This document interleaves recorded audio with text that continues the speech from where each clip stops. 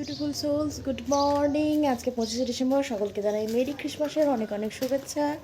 আর সকাল সকাল আমি এখন রেডি হয়ে যাচ্ছি টিউশন পড়াতে। আর প্রতিদিন সকালে যেটা আমার কাজ সেটা আমি করে নেবো।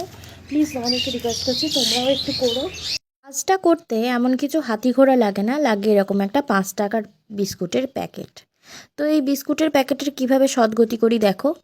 আর তার সাথে আজকে গল্প বলবো কিভাবে শৈশব একটা ব্যক্তির আচরণকে প্রভাবিত করে। কোথাও শুনেছিলাম your love language is something you did not receive as a child.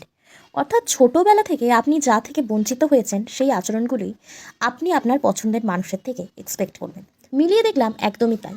যে শিশু ছোটোবেলা থেকে খুবই অশান্তির মতো বড় হয়েছে, সে চায় একজন শান্ত শিষ্ট প্রিয়জন, যে চিৎকার চেঁচামেচি একদম করে না, বরং শান্ত হয়ে তার সমস্ত কথা, সমস্ত রাগ, সমস্ত অভিমান মেটায়।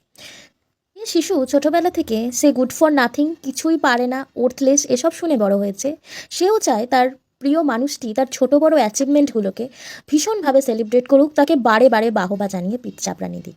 অল্প বয়স থেকে যে বা যাকে পরিবারের সব দায়িত্ব কাঁধে তুলে নিতে হয়েছে, সেও চায় এমন একজনকে যার সামনে সে ম্যাচুরিটির খোলসটা ছুঁড়ে ফেলে ন্যাকামো করতে পারে। সকলের কাছে রাশভারী মেজাজি মানুষটা একমাত্র তার প্রিয় মানুষের কাছেই আহ্লাদে গলে জল হতে পারে। ভাবতে খুব অবিশ্বাস্য লাগলেও একটা মানুষের স্বভাবকে সম্পূর্ণভাবে নিয়ন্ত্রণ করে তার ছোটোবেলা। একটা মানুষের সাথে ছোটোবেলায় যেরকম ব্যবহার হয় কিংবা সে যেরকম পরিবেশে বড় হয়ে ওঠে, ঠিক তার স্বভাবও হয় সেরকম। তাই শুধুমাত্র কিছু আচরণ বা কয়েকদিন একটা মানুষের সাথে মিশে তাকে ভালো বা খারাপ দাগিয়ে দেওয়ার কিছু নেই।